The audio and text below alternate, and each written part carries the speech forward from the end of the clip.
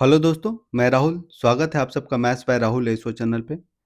अपने previous year question की series में आज हमने लिया 19 सितंबर शिफ्ट 3 का पेपर और उम्मीद है ये सीरीज आप लोगों को पसंद आ रही है। यदि पसंद आ रही है तो वीडियो को ज़्यादा से ज़्यादा लाइक कीजिए, चैनल को सब्सक्राइब कीजिए और अपने दोस्तों के साथ भी शेयर कीजिए। तो आइए शुरू करते हैं। आज के शिफ्ट का पहला सवाल है जिसमें बोल रहा है कि यदि x प्लस वाई और x माइनस वाई का जो अनुपात है वो 5:2 है, तो आपसे पूछ रहा है कि X Q plus Y Q और X Q minus Y Q का अनुपात क्या होगा। तो यहाँ से हम क्या करेंगे, x प्लस वाई का वैल्यू, x और y का वैल्यू अलग अलग निकालने की कोशिश करेंगे। जब यहाँ देखिएगा आपकी x प्लस वाई और x माइनस वाई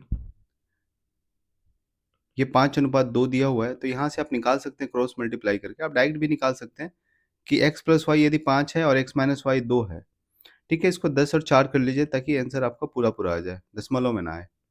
5:2 को हम लोग 10:4 भी लिख सकते हैं, ठीक है। तो यहाँ से जब आप देखिएगा कि x प्लस वाई यदि 10 है और x माइनस वाई 4 है, जब दोनों को ऐड कीजिएगा तो 2x बराबर 14 आ जाएगा। तो यहाँ से आपको मिल जाएगा x बराबर 7 और y बराबर 3 मिल जाएगा। या तो क्रॉस मल्टीप्लाई भी करके देख लीजिए, आपको x बराबर 7 और y बराबर 3 मिल जाएगा। आप इसकी वैल्यू को यहाँ पे पुट कर दीजिए जो आपको निकालना है। तो 7 का क्यूब 343 प्लस 3 का क्यूब 27 बटा में 343 माइनस 27, यहाँ से आ जाएगा 370 और बटा में 308, ठीक है। 370 बटा 308 कौन सा ऑप्शन हो जाएगा? Option number A. ये 2 से कट जाएगा ना, 370 और 308, ये आ जाएगा 185 और ये आ जाएगा 158, ठीक है। आइए अगले सवाल पे। ये अगला सवाल है, इसमें बोल रहा है कि यदि आप किसी संख्या के वर्ग को 4052 में से घटाते हैं और फिर परिणाम को 15 से गुना करते हैं तो आपको 41,340 प्राप्त होता है। वो संख्या क्या है? देखिए सवाल ये है कि मान लेते हैं कि कोई नंबर x है, ठीक है। आपको वही नंबर x निकालना है। उस x के स्क्वायर को जब आप लोग 4052 में से घटाते हैं और घटाने के बाद जो भी आए उसको आप 15 से गुना कर देते हैं तो आपको मिलता है 41,340। सवाल यही बोल रहा है, यहाँ से आपको x का वैल्यू निकालना है, ठीक है। या तो आप x का वैल्यू निकाल लीजिए, यहाँ से इसको काट दीजिए, या तो आप क्या कर सकते हैं, इसका डिजिटल सम भी देख सकते हैं। डिजिटल सम जब आप ऑप्शन में देखिएगा तो सबका अलग अलग है लगभग। 6 4 10 यानी कि 1, 6 3 9 यानी कि डिजिटल सम 9 यानी कि 0 भी बोल सकते हैं। 6 2 8 और 8 6 14, 4 1 5, ठीक है। चारों का डिजिटल सम निकल चुका, ठीक है। अब देखते हैं हम लोग सवाल के हिसाब से क्या आना चाहिए हमारा डिजिटल सम। अब देखिए यहाँ पे 5 1 6, इन दोनों को जोड़ दे तो 6, अंदर वाले को वैसे ही रहने देते हैं, इसको पहले देखते हैं। इसको जोड़ेंगे तो 4 1 5, 5 3 8 4 12, 12 आ गया, ठीक है। इसको 12 ही छोड़ना है, 2 + 1 3 नहीं कर रहे हैं। इतना समझ में आ गया कि 6 को जब किसी चीज़ से गुना कर रहे हैं तो 12 मिल रहा है, तो यहाँ पे क्या रहना चाहिए था? 2 रहना चाहिए था, तभी तो 6 × 2 12 होता। डिजिटल सम का यदि हम यूज कर रहे हैं तो यहाँ 6 है यदि, ठीक है, तो यहाँ 2 रहेगा तभी तो टोटल 12 होगा ना, ठीक है। अब देखते हैं 2 कैसे आएगा बीच में, यहाँ 2 कैसे आएगा? तो यहाँ 2 आएगा कब? जब डिजिटल सम 2 आ जाए। यहाँ पे देखते हैं 5 4 9 2 11 हो रहा है, यानी कि 11 का मतलब हो गया 1 और 1, 2 इसका डिजिटल सम आ गया, तो माइनस में 0 रहेगा तभी तो, यानी कि x का जो डिजिटल सम होगा वो 0 होगा। 0 कौन सा है? Option number B. आप सीधा ऐसे चेक कर सकते थे, ठीक है। आप चाहते थे उसको बना के भी देख सकते थे। आप 15 से इसको काट दीजिए, बनाना भी आसान ही है। 15 से जब आप इसको काटिएगा तो आपको मिलेगा 4052 माइनस एक्स स्क्वायर बराबर 15 × 30, 15 × 2 30, 11 113, 15 7 105 और बच गया कितना? 8 और 84, 15 5 75, 9 15 6 90, 2756 आया। अब आप देखिए 4052 में से कुछ घटाने पे आपको 2756 मिल रहा है, तो आपने लगभग 1200 के आसपास घटाया है ना। तो 1200 के आसपास घटाया है तो 36 का स्क्वायर होगा जो 1200 के आसपास जाएगा, ऑप्शन नंबर बी। आइए अगले सवाल पे। ये अगला सवाल है, इसमें रिलेशन निकालने बोल रहा है कि कौन सा सही है। देखिए 2 और 3 तो सही दिख रहा है आपको कि 2 सही है और 3 सही है, क्योंकि 11 से बड़ा है 12 और 13 से बड़ा है 14, तो 2 और 3 तो सही है। अब आपको एक सिर्फ देखना है, तो 3 पॉइंट, देखिए √10 जो होता है ना, ये होता है 3.14, ठीक है। 3.16 होता है, सॉरी 3.16, √10 होता है 3.16। तो जब आप देखिएगा कि इसकी वैल्यू 3.16 है तो 3.2 से तो छोटा ही होगा ना 3.16, यानी कि ये भी सही होगा। 1 2 3 तीनों सही हो गया, ऑप्शन नंबर डी। अगले सवाल पे आइए। या तो आप ये भी देख सकते थे, यदि आपको tan का वैल्यू, √10 का वैल्यू 3.16 नहीं पता था, तो आप ये भी देख सकते थे कि 3.12 का जब आप स्क्वायर कीजिएगा, 32 का स्क्वायर 1024 होता है। एक सेकंड, 32 का स्क्वायर 1024 होता है, तो 1024 होता है, यानी कि इसको जब आप स्क्वायर रूट में कन्वर्ट कीजिएगा तो इसको आप लिख सकते थे 10.24, लिख सकते थे 32 को, क्योंकि 32 का स्क्वायर 1024 होता है, यानी कि √10 छोटा होगा √10.24 से। ठीक है, अगले सवाल पे आइए। ये अगला सवाल है, इसमें बोल रहा है कि एक व्यापारी है, एक वस्तु को उसके क्रय मूल्य से 40% ऊपर अंकित किया, फिर उसने अंकित मूल्य पे 20% की छूट दी। यदि वस्तु का विक्रय मूल्य 560 रुपये था तो उसका क्रय मूल्य क्या है, ये पूछ रहा है। तो मान लेते हैं कि उसका जो सीपी था, कॉस्ट प्राइस, वो 100 का था। ठीक है, उसने जो मार्क किया सीपी से 40% ऊपर किया, यानी कि मार्क प्राइस उसका 140 हो गया। ठीक है, और मार्क प्राइस पे उसने 20% का छूट दिया, तो 140 का 20% कितना हो जाएगा? 140 का 10% 14, 20% 28, 28 रुपये का छूट दिया, तो बेचा कितने में? 112 में। ठीक है, और बोल रहा है कि उसका विक्रय मूल्य 560 है, यानी कि 112 इक्वल टू 560 है। तो पूछ रहा है सीपी कितना होगा? 112 का 5 गुना है ना 560, तो सीपी भी 5 गुना हो जाएगा। कितना आ जाएगा? 500। अगले सवाल पे आते हैं। ये अगला सवाल है, इसमें बोल रहा है कि ए और बी मिलके एक काम के लिए 840 रुपया कमाते हैं। ए पूरे समय काम करता है, बी काम के 25% पूरा होने के बाद जुड़ता है। बी ए से दोगुना कुशल है, बी का हिस्सा ज्ञात कीजिए। देखिए, पहले तो जो टोटल 840 रुपया मिल रहा है ना, उसका 25% ए को सिर्फ मिलेगा, क्योंकि 25% ए ने अकेला काम किया है। तो 25% यदि ए ने अकेला काम किया है तो काम का 25% ए को मिलेगा, पैसे का। बचे हुए 75% में बी और ए में बट जाएगा। तो किस रेशियो में बटेगा? जिस रेशियो में उनका कैपेसिटी है। सवाल में दिया हुआ है कि बी ए से दोगुना कुशल है, यानी कि बी को यदि 2 अनुपात मिलेगा पैसा, तो ए को 1, मतलब इनको जो पैसा बटेगा 2:1। ठीक है, 840 का पहले तो 25% ए को मिलेगा, क्योंकि उसने 25% अकेला काम किया, तो बचा 75%, 75% ही बटेगा। 75% का मतलब है 3/4, इतना ही पैसा बटेगा। और उसमें उसका भी पहले 3 हिस्सा करना होगा, और उसका 2 हिस्सा किसको मिलेगा? बी को। आपसे पूछ रहा है कि बी का हिस्सा क्या होगा, तो 2/3, यही तो बी का हिस्सा होगा, 2 आउट ऑफ 3। ठीक है, तो यहाँ से इसका वैल्यू निकाल लीजिए आप, यही आपको निकालना है। यहाँ से देखिएगा 3 3 कैंसिल आउट, 2 से ये कट जाएगा 2 बार में, 840/2 यानी कि 420। बी का हिस्सा कितना हो गया? 420। आइए अगले सवाल पे। ये अगला सवाल है, यहाँ पे बोल रहा है कि यदि x+1/x इक्वल टू -2 है, तो आपसे पूछ रहा है इस एक्सप्रेशन का वैल्यू। ठीक है, तो देखिए, जब भी एक चीज याद रखिएगा, जब भी x+1/x 2 हो, x+1/x 2 हो, तो इसका मतलब होता है x बराबर 1 होता है। ठीक है, यहाँ पे आप x बराबर 1, यहाँ पे x बराबर 1 रखिएगा तो आपको 2 मिल जाएगा। सेम, जब भी आपको x+1/x -2 दिया हुआ हो, तो इसका मतलब होता है x बराबर -1 है। आप यहाँ पे x बराबर -1, यहाँ पे x बराबर -1 रखिएगा तो आपको -2 मिल जाएगा। तो इसका मतलब आपको समझ में आ गया कि यदि आपको सवाल में x+1/x इक्वल टू -2 दिया हुआ है, यानी कि x बराबर कितना है? -1 है। इसको मिटा देते हैं, x बराबर -1 दिया हुआ है। अब आपको निकालना क्या है? x का पावर 6 प्लस 1/x का पावर 6, तो ये 1 प्लस 1 हो जाएगा, ये हो गया 2। माइनस में 3 कॉमन है, x का पावर 4 यानी कि -1 का पावर 4, 1 प्लस ये भी हो गया 1 प्लस 4 इंटू ये एक्स स्क्वायर, एक्स का वैल्यू यदि -1 है तो एक्स स्क्वायर प्लस 1 प्लस 1/1 यानी कि 1 निकाल लेंगे। ये हो गया 2 -6 प्लस 8, 8 2 10 और -4, 10 -6 4 हो जाएगा, ऑप्शन नंबर डी। ठीक है, आइए अगले सवाल पे। ये अगला सवाल है, इसमें बोल रहा है कि साधारण ब्याज के तहत एक राशि 5 वर्षों में स्वयं की 2.5 गुनी हो जाती है, समान दर पे ये कितने वर्षों में स्वयं की 5 गुनी हो जाएगी? देखिए, 2.5 गुनी होने का मतलब क्या है कि यदि एक प्रिंसिपल मानते हैं तो अमाउंट कितना है? 2.5, ठीक है। प्रिंसिपल को यदि 1 मानते हैं तो अमाउंट 2.5 है। तो इंटरेस्ट कितना मिल रहा है? 1.5 ही ना। 1.5 इंटरेस्ट मिला है कितने सालों में? 5 ईयर्स में।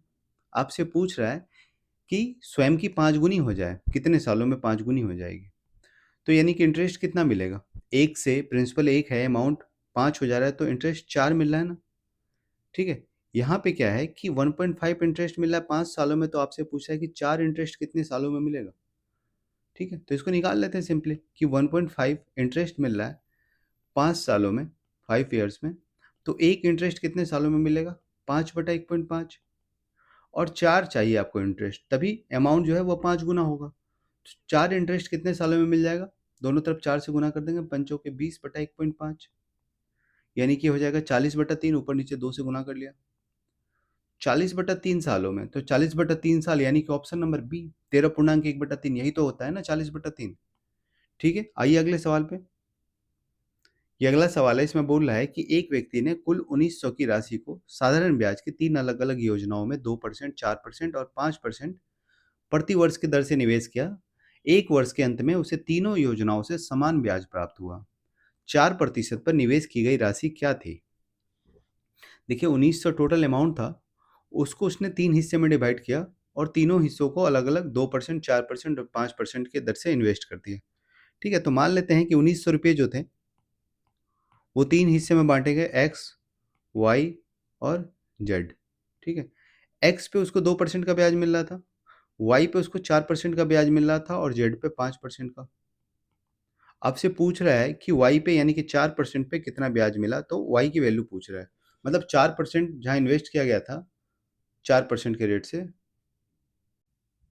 ये अगला सवाल है, इसमें बोल रहा है कि एक व्यक्ति ने कुल 1900 की राशि को साधारण ब्याज की 3 अलग-अलग योजनाओं में 2%, 4% और 5% प्रति वर्ष की दर से इन्वेस्ट किया। 1 वर्ष के अंत में उसे तीनों योजनाओं से समान ब्याज प्राप्त हुआ। तो 4% पर निवेश की गई राशि क्या थी? देखिए सवाल ये है कि 1900 रुपया है, ठीक है? उसको 3 जगह इन्वेस्ट किया, मान लेते हैं एक्स, वाई और जेड। एक जगह उसको 2% और वाई पे 4% और जेड पे 5% रिटर्न मिल रहा है, और तीनों जगह सेम रिटर्न मिल रहा है। तो मैंने बताया था यहाँ से एक्स, वाई और जेड का यदि आपको रेशियो निकालना हो, मतलब ये है कि एक्स का 2%, एक सेकेंड, एक्स का एक्स गुना 2% बराबर है वाई के 4% के, और ये बराबर है जेड के 5% के। तो यहाँ से तीनों का परसेंट कैंसिल आउट हो जाएगा। तो आप सीधा बोल सकते हैं 2x, 4y और 5z तीनों बराबर हैं।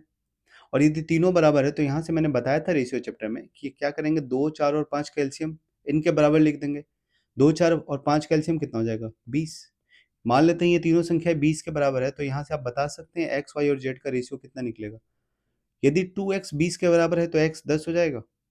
यदि 4y 20 के बराबर है तो y 5 हो जाएगा, और 5z 20 के बराबर है तो z 4 हो जाएगा। यानी कि यहाँ से आपको निकल गया x, y, z का रेशियो 10:5:4, ठीक है। और जब इन तीनों को जोड़िएगा तो आपको मिलेगा 19, 10, 5, 15, 4, 19, और 19 इक्वल टू 1900 है, ठीक है। 100 गुना हो रहा है। तो आपसे पूछ क्या रहा है कि 4% पे आपने कितना इन्वेस्ट किया था, तो 4% पे हमने y इन्वेस्ट किया था ना, और y की वैल्यू यहाँ पे कितनी है? 5, ठीक है। तो आंसर क्या हो जाएगा? 100 गुना हो रहा है तो 5 की वैल्यू 500, ऑप्शन नंबर बी, ठीक है। आइए अगले सवाल पे। ये अगला सवाल है, इसमें बोल रहा है कि एक सीढ़ी एक ऊर्ध्वाधर दीवार पे 8 मीटर ऊंची खिड़की तक पहुंचती है। यदि सीढ़ी जमीन के साथ 45 डिग्री का कोण बना रही है तो इसकी लंबाई क्या है? मतलब सीढ़ी की लंबाई आपको निकालनी है।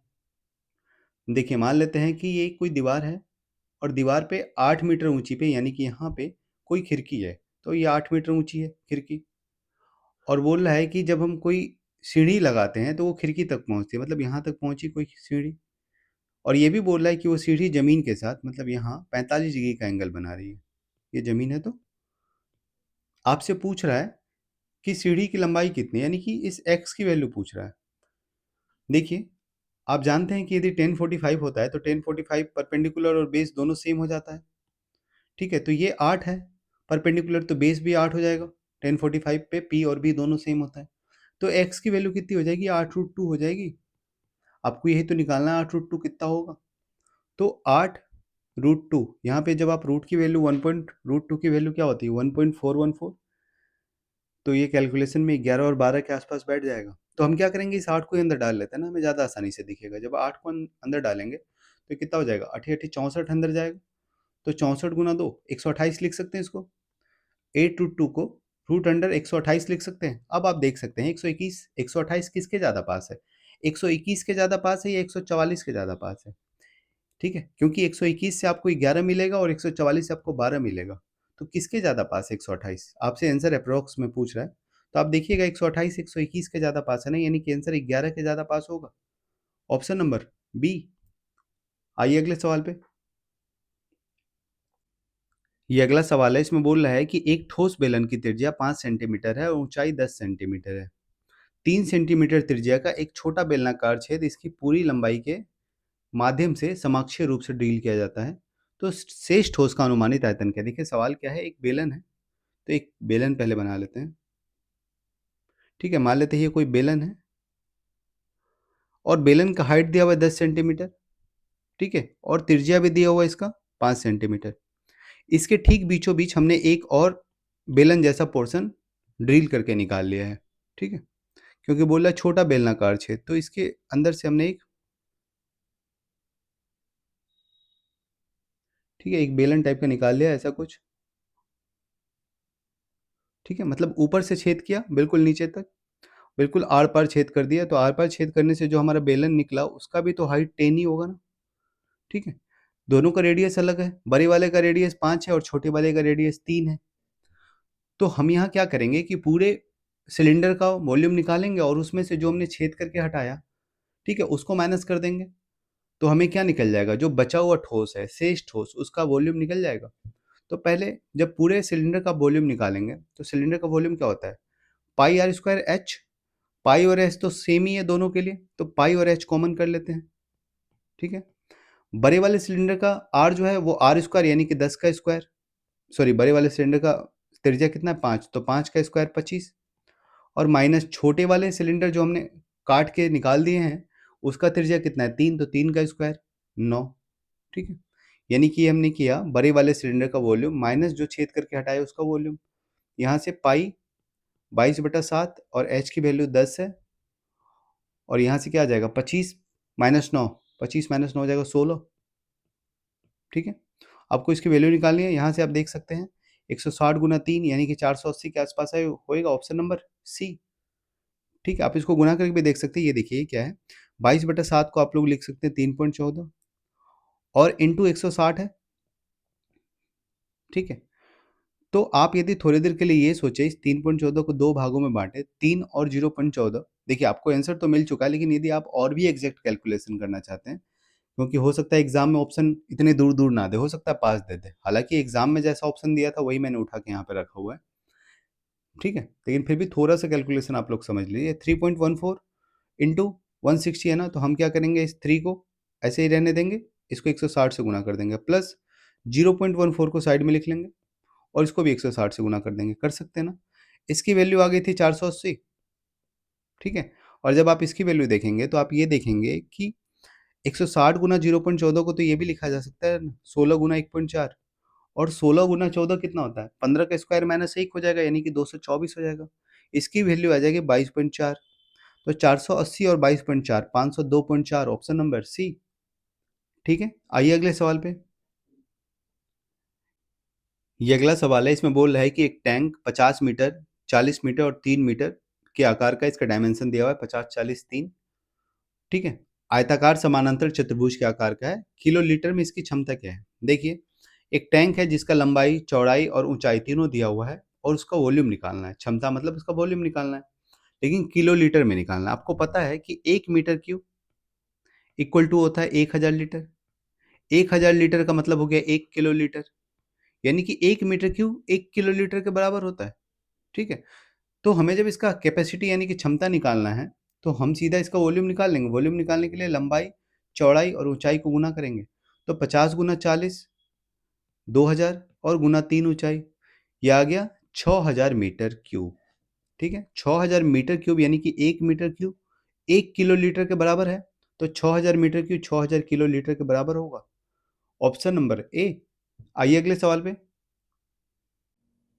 ये अगला सवाल है, इसमें बोल रहा है कि 30 सेंटीमीटर ऊंचाई वाले एक लंबवृत्तीय शंकु को आधार से 10 सेंटीमीटर और 20 सेंटीमीटर की ऊंचाई पे दो समानांतर समतलों द्वारा काटा जाता है। तीनों भागों के आयतन का अनुपात निकालना है आपको, ऊपर से नीचे तक। सेम टाइप का सवाल पिछले शिफ्ट में भी था, बस वहाँ एक कट लगाया था, यहाँ दो कट लगाए।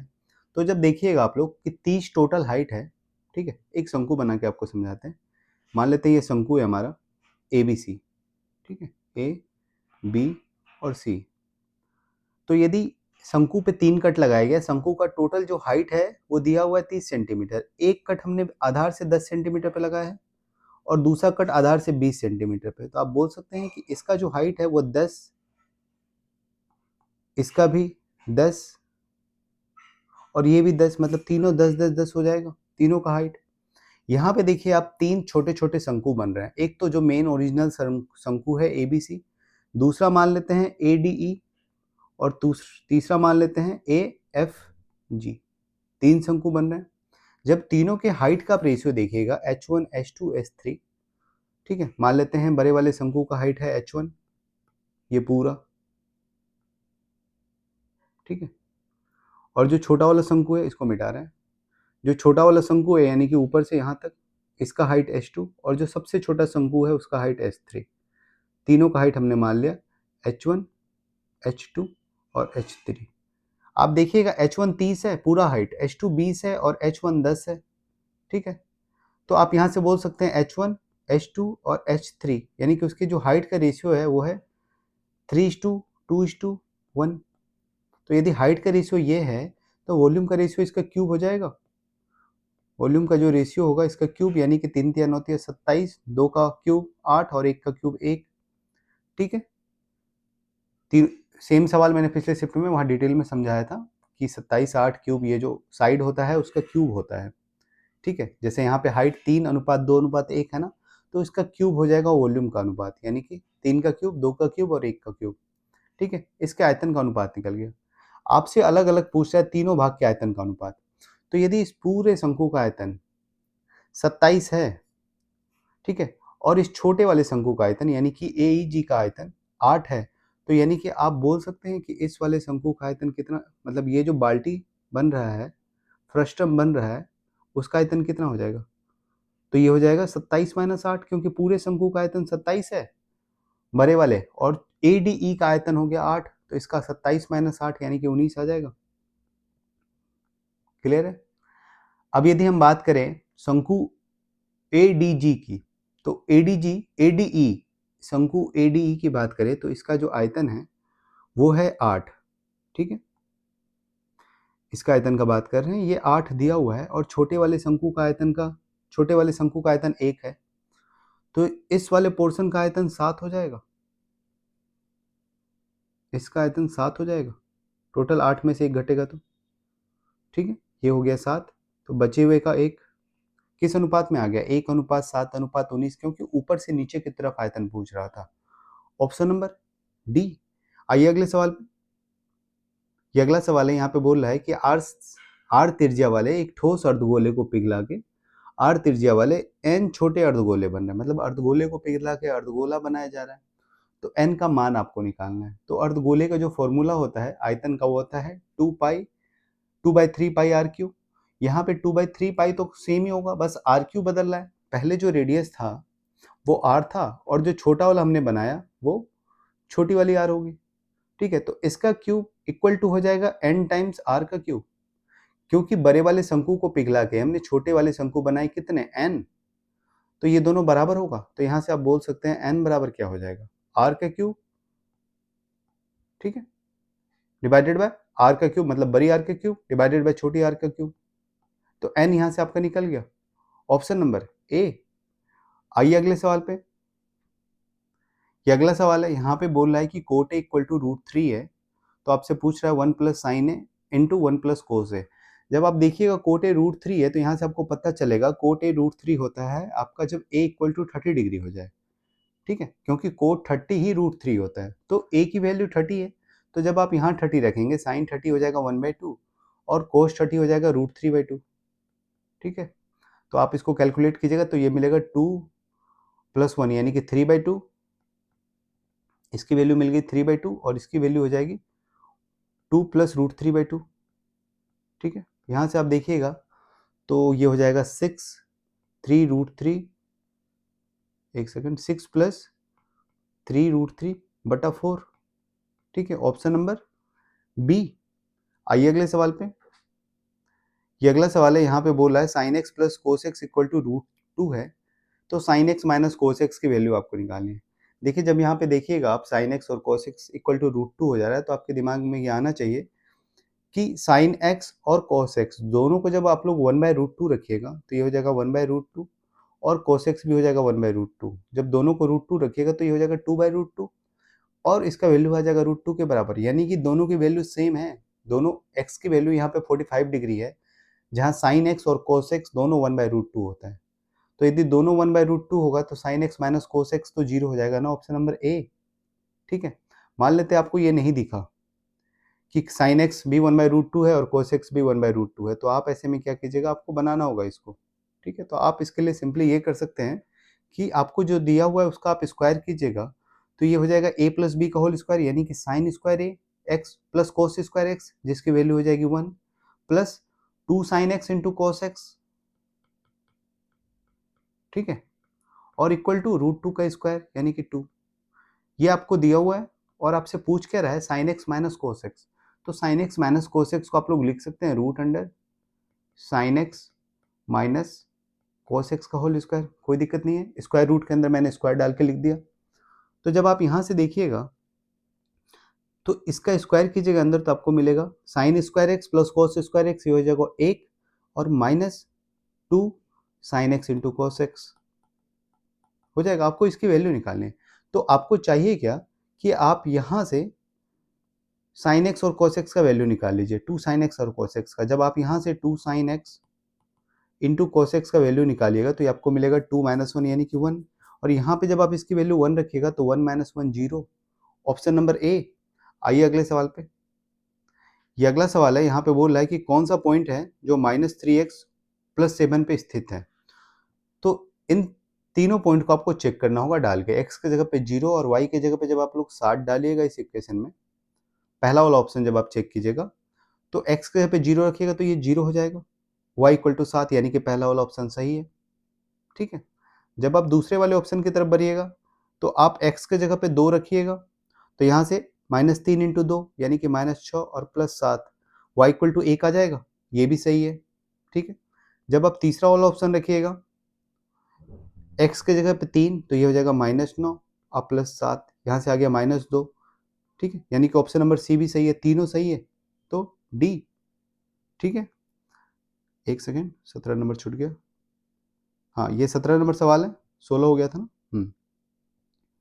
इसमें बोल रहा है कि एक त्रिज्या खंड का केंद्रीय कोण 90 डिग्री है और त्रिज्या 6 सेंटीमीटर है।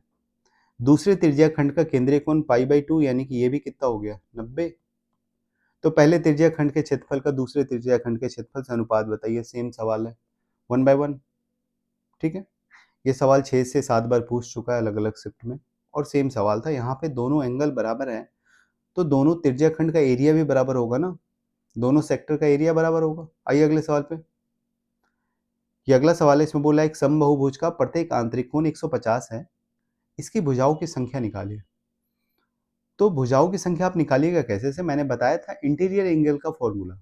इंटीरियर एंगल का जो फॉर्मूला होता है, यदि हम बात करेंगे टोटल इंटीरियर एंगल, टोटल आंतरिक कोण का योग कितना होगा, तो वो होता था 180 × n-2। ये टोटल इंटरनल एंगल होता था किसी भी पॉलीगन में, टोटल इंटरनल एंगल जो है 180 × n-2 यही होता है। n क्या है, उसका साइड। यदि ट्रायंगल की बात करेंगे तो n की वैल्यू 3 रख देंगे तो 3 - 2 1 हो जाएगा, यानी कि ट्रायंगल का तीनों एंगल कितना होता है 180। तो ये हमारा इंटीरियर एंगल का फॉर्मूला है, लेकिन पूछ रहा है इच इंटीरियर एंगल, तो इसको n से डिवाइड कर देंगे, ये एक इंटीरियर एंगल आ जाएगा। इसकी वैल्यू 150 दी हुई है और आपसे पूछ रहा है कि n का वैल्यू क्या होगा, मतलब कितने साइड होंगे, भुजाओं की संख्या क्या होगी। तो यहाँ से आपको n का वैल्यू निकालना है, लेकिन हम इतना नहीं करने जाएंगे। हमारे पास एक चीज और है, वो है कि हमें ये पता है कि किसी भी पॉलीगन का जो टोटल एक्सटर्नल एंगल होता है, जो टोटल बाह्य कोण होता है, वो 360 होता है। तो यदि टोटल बाह्य कोण 360 होता है और यदि एक बाह्य कोण निकालना हो तो उसको n से डिवाइड करेंगे हम लोग भुजाओं की संख्या से, तो हमें मिल जाएगा एक आउटर एंगल कितना होगा, यानी कि एक एक्सटीरियर एंगल कितना होगा। अब आप बताइए कि यदि एक इंटीरियर एंगल 150 है और टोटल एंगल 180 होता है तो आउटर एंगल कितना होगा, 30 डिग्री का होगा ना। ठीक है, तो आउटर एंगल एक आ गया 30 डिग्री का, यहाँ पे 30 जैसे ही आप रखेंगे आपको n की वैल्यू 12 मिल जाएगी, ऑप्शन नंबर बी। ठीक है, आइए अगले सवाल पे। ये अगला सवाल है, इसमें बोल रहा है कि एक बिंदु P से एक वृत्त के केंद्र से 13 सेंटीमीटर दूर है, मतलब एक बिंदु P है जो वृत्त के केंद्र से 13 सेंटीमीटर दूर है। P से वृत्त पे एक स्पर्श रेखा खींची गई और इसकी लंबाई 12 सेंटीमीटर है। वृत्त का क्षेत्रफल आपको निकालना है। देखिए यहाँ से आपको दिख रहा है कि 12, 5 और 13 ट्रिपलेट होता है, यानी कि 5 उसका रेडियस रहा होगा। लेकिन ये देखने के लिए आपको फिगर समझ में आना चाहिए बिना बनाए हुए। ठीक है, फिगर कुछ ऐसा बन रहा है कि एक सर्कल है, ये सब चीज़ें आपको बिना बनाए हुए दिखनी चाहिए। यदि आपकी प्रैक्टिस अच्छी है तो आपको ऐसे ही दिख जाएगा बिना फिगर बनाए हुए कि इसका जो डिस्टेंस है वो, मतलब जो आउटर पॉइंट है उसका डिस्टेंस यदि 13 सेंटीमीटर है और जो टेंजेंट खींचा गया है वो 12 सेंटीमीटर का है, तो जो रेडियस होगा वो 5 हो जाएगा। ठीक है, देखिए इसके बाहर कोई पॉइंट है P और जो टेंजेंट खींचा गया है वो 12 सेंटीमीटर का है और सेंटर से इस पॉइंट का डिस्टेंस दिया हुआ है 13 सेंटीमीटर। ठीक है, आप एक बात बताइए कि मैंने बताया था कि सेंटर से, मतलब जब आप टेंजेंट पे रेडियस खींचते हैं, टेंजेंट के टचिंग पॉइंट पे जब आप रेडियस खींचते हैं तो वो 90 डिग्री एंगल बनाता है, ये बताया था मैंने। तो आप देखिए यहाँ से पाइथागोरस जैसे ही लगाइएगा तो ये 12 है, परपेंडिकुलर बोलिए या बेस बोलिए, 12 है और हाइपोटेनस 13 है, तो आप बोल सकते हैं इसका बेस 5 हो जाएगा। ऐसे भी आपको पता होगा 5, 12 और 13 ट्रिपलेट होता है, यानी कि आपको रेडियस 5 मिल गया और रेडियस जैसे ही 5 मिला आप इस सर्कल का एरिया निकाल लीजिएगा, पाई आर स्क्वायर, यानी कि 25 पाई, ऑप्शन नंबर ए। आइए अगले सवाल पे। ये अगला सवाल है, इसमें बोल रहा है कि त्रिभुज एबीसी में ए से एक कोण समद्विभाजक बीसी से डी पे मिलता है। यदि एडी कोण बीएसी को समद्विभाजित करता है और AB बराबर AC है तो क्या त्रिभुज ABD और त्रिभुज ACD सर्वांगसम है? यदि हाँ तो किस नियम से? देखिए एक ट्रायंगल पहले बना लेते हैं हम लोग ABC, और इसमें जो एंगल A है यानी कि एंगल BAC जो है उसको एक लाइन AD समद्विभाजित करता है, मतलब बाइसेक्ट करता है, दो इक्वल पार्ट में बांटता है AD। ठीक है, और AD मिलता है BC पे, तो यानी कि ये दोनों एंगल बराबर है। ठीक है, एंगल A को दो पार्टों में बांट दिया, मतलब दोनों एंगल बराबर है। और ये भी दिया हुआ है कि AB और AC बराबर है। ठीक है, और लाइन AD दोनों ट्रायंगल में कॉमन है। जब हम दो ट्रायंगल की बात करेंगे, एक तो ABD यानी कि BAD, यही ABD भी हो गया, चलिए ABD ही लिख देते हैं। दो ट्रायंगल है, एक तो ABD और एक ACD। जब दोनों ट्रायंगल की बात करेंगे तो यहाँ पे दो लाइन तो बराबर हो गए दोनों ट्रायंगल के, AB और AC। इस लाइन का जो AB है इस लाइन के AC के बराबर है। ठीक है, और जब देखेंगे कि दोनों में एक लाइन जो AD है वो दोनों में कॉमन है। ठीक है, ये जो लाइन है ये दोनों में कॉमन है, AD लाइन।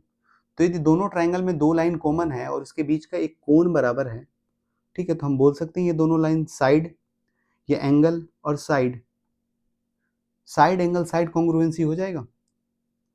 ये दोनों ट्रायंगल सर्वांगसम हो जाएंगे। कौन से सर्वांगसमता से? Side angle side. ठीक है, दो साइड बराबर है, उसके बीच के बनने वाला एंगल भी बराबर है, ऑप्शन नंबर बी। आइए अगले सवाल पे। ठीक है, इसको सिंप्लीफाई करना है, इसको बहुत इजीली कर सकते हैं आप, क्रॉस मल्टीप्लाई कर दीजिए। इसका बेस हो जाएगा √7 माइनस √3 और √7 प्लस √3, यानी कि 7 माइनस 3, बेस में हो गया 4 और ऊपर हो गया 7 प्लस √3 और plus 7 minus √3, minus √3 plus √3 cut गया, 14/4, यानी कि 7/2, सॉरी 7√3। ठीक है, ये हो गया √7/2, √7/2 कौन से ऑप्शन में? Option number C. आइए अगले सवाल पे। ये अगला सवाल है, इसमें बोल रहा है कि साइन ए बराबर एक्स है तो एक्स के पदों में कोस स्क्वायर ए क्या होगा? तो कोस स्क्वायर ए आपको पता है ये होता है 1 माइनस साइन स्क्वायर ए, और साइन ए दिया हुआ एक्स तो कोस स्क्वायर ए कितना हो जाएगा? 1 minus x square, option number A. अगले सवाल पे आते हैं, इसमें बोल रहा है कि एक बाहरी बिंदु से वृत्त पे खींची गई दो स्पर्शरेखाओं के बीच का कोण 60 डिग्री है और उनके संपर्क बिंदुओं को जोड़ने वाली जीवा द्वारा केंद्र पे अंतरित कोण क्या है, ये आपसे पूछ रहा है। देखिए एक फिगर आप लोग याद रखिएगा, इस फिगर को, एक सर्कल है, ठीक है, इस पे किसी पॉइंट से दो टेंजेंट खींचा गया, मतलब दो स्पर्श रेखा खींचा गया, ये एक हो गया, एक दो हो गया, ठीक है। बाहरी पॉइंट मान लेते हैं P और जो टेंजेंट का टचिंग पॉइंट है वो A और B, ठीक है। सवाल में आपको बोल रहा है कि A और B, ये जो एंगल है ये 60 डिग्री दिया हुआ है और आपसे पूछ रहा है कि A और B जो कोड बनेंगे, जो जीवा बनेंगे, वो सेंटर पे कितना एंगल बनाएंगे, ठीक है। इस तरह के फिगर से बहुत सवाल पूछा है CGL 25 में। तो यहाँ से जब आप देखिएगा तो मैंने बताया है कि रेडियस जो है टेंजेंट के साथ 90 डिग्री का एंगल बनाती है, तो ये 90 हो जाएगा ना, और ये भी 90 हो जाएगा क्योंकि ये दोनों रेडियस है। तो जब दोनों 90 हो गया तो एक, यदि हम लोग चतुर्भुज की बात करें, क्वाड्रिलेटरल की, PAOB, किसी भी क्वाड्रिलेटरल का चारों एंगल 360 होना चाहिए, चारों एंगल का सम, ठीक है। तो ये दोनों एंगल मिलके एक सेकंड, ये दोनों एंगल मिलके आपका 180 हो गया, 180 और चाहिए।